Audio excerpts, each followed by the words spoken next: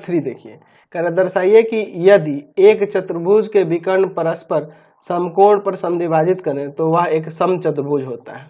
ठीक है, तो चलिए हम लोग पहले एक चतुर्भुज यहाँ बना लेते हैं, फिर हम लोग आगे बात करेंगे। ठीक है, ये आपका एक चतुर्भुज हो गया। ठीक है, हमारे पास चतुर्भुज ही ना कह रहा है, यहाँ पे है ये समचतुर्भुज बनाए हैं, लेकिन अभी हम लोग चतुर्भुज ही से मानेंगे। A B C D. ठीक है, क्या कह रहा है, इसके विकर्ण परस्पर समकोण पर समद्विभाजित करें। अच्छा, ये इसके विकर्ण जो है एक दूसरे को कहां पे काटे, समकोण पर काटे और समद्विभाजित करें। इन देखो, यह वाला इसके बराबर, यह वाला इसके बराबर हो और यहाँ पे जो कटे वो क्या हो, समकोण हो।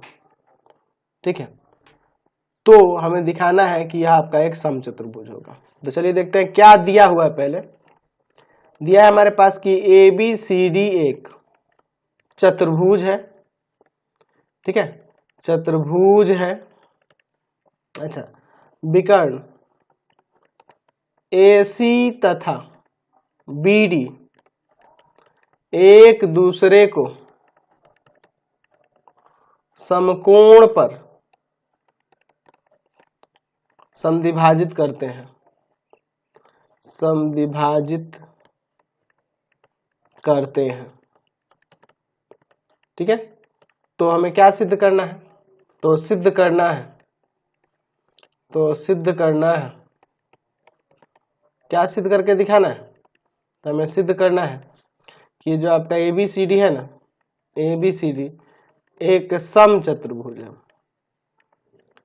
समचतुर्भुज है। ये हमें साबित करके दिखाना है। अच्छा, ये समचतुर्भुज होने के लिए देखिए, विकर्ण एक दूसरे को समकोण पर समद्विभाजित कर रहे हैं, तो हमें समचतुर्भुज दिखाने के लिए इसकी प्रत्येक भुजा एक दूसरे के बराबर दिखानी होगी। प्रत्येक भुजाएं इसकी एक दूसरे की बराबर हो जाएंगी तो आपका समचतुर्भुज हो जाएगा। तो हम लोग भुजाओं को बराबर कर लेंगे। तो यहाँ पे हम लोग क्या करेंगे, देखो इसका हम लोग क्या करेंगे, दो लगातार इसमें त्रिभुज जो हो रहे हैं उनको सर्वांग सम करते जाएंगे। इसको इसके इसके इसके इसके इससे CPCT से भुजाएं बराबर हो जाएंगी, एक दूसरे के आ जाएंगी। ठीक है, तो चलिए पहले लेते हैं त्रिभुज AOB। देख लीजिए त्रिभुज AOB। ठीक है, देख रहे हैं ना, AOB और दूसरा यहाँ पे क्या लेंगे, COB। त्रिभुज COB में, ठीक है, कोई दिक्कत नहीं है। चलिए तो इन दोनों त्रिभुजों में देखते हैं, AOB और COB। देखो यह वाला AO लिए हैं तो इधर से भी यह इसके बराबर है, तो यहाँ से CO लेंगे। समझ रहे ना बात को। चलिए अब इसके बाद तो अब देखिए इन दोनों को सर्वांग करने के लिए क्या क्या हो सकता है। तो ये तो बराबर है, ये उभयनिष्ठ हो जाएगा, एक समकोण भी है, तो यहाँ साइड एंगल साइड से सर्वांग हो जाएगा। ठीक है, RHS नहीं, RHS में विकर्ण होता है, तो यहाँ विकर्ण तो नहीं लिया जा रहा है, तो ये साइड एंगल साइड से होगा। तो पहला हो जाएगा OA इक्वल टू में OA इक्वल टू में OC। ठीक है, कैसे हो जाएगा, तो यहाँ पे लिख सकते हैं कि विकर्ण एक दूसरे को समद्विभाजित करते हैं ना जी। विकर्ण AC तथा BD एक दूसरे को समद्विभाजित करते हैं, इसलिए हो रहा है, समद्विभाजित करते हैं। ठीक है, अच्छा दूसरा एंगल AOB बराबर एंगल COB।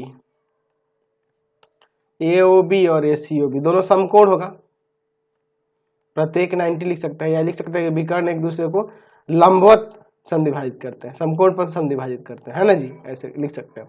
अच्छा तीसरा चीज यहाँ पे आपका यह OB जो होगा ना, दोनों में है, OB बराबर में OB उभयनिष्ठ हो जाएगा, उभयनिष्ठ हो जाएगा। ठीक है, तो उभयनिष्ठ हो जाएगा, तो यहाँ से त्रिभुज AOB सर्वांगसम हो जाएगा त्रिभुज COB के। कैसे सर्वांगसम हो जाएगा, तो साइड एंगल साइड सर्वांग समता से। ठीक है, अब जब ये सर्वांगसम हो गया तो यहाँ पे इसकी संगत भुजाएं बराबर नहीं ले सकते हैं, तो यहाँ पे AB बराबर में CB ले सकते हैं, या AB CB के बराबर होगा CPCT से।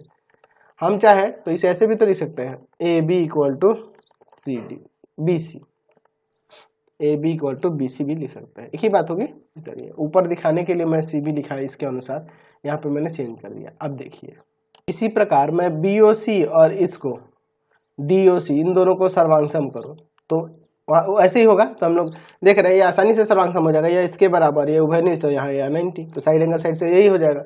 लिख सकते हैं इसी प्रकार, अब उतना बनाने कौन जाएगा, लिख देते हैं इसी प्रकार BC आ जाएगा, जब ये सर्वांग सम हो जाएगा तो यह BC CD के बराबर, CPCT से ही, और आपका CD AD के बराबर, तो इसलिए हो जाएगा AB बराबर BC और BC बराबर CD और CD बराबर AD, चारों भुजाएं बराबर हो गई। अतः ABCD एक समचतुर्भुज है, समचतुर्भुज है। हमें यही ना दिखाना था, चलिए समचतुर्भुज हमने प्रमाणित करके दिखा दिया, समझ गए। चलिए अगला देखते हैं।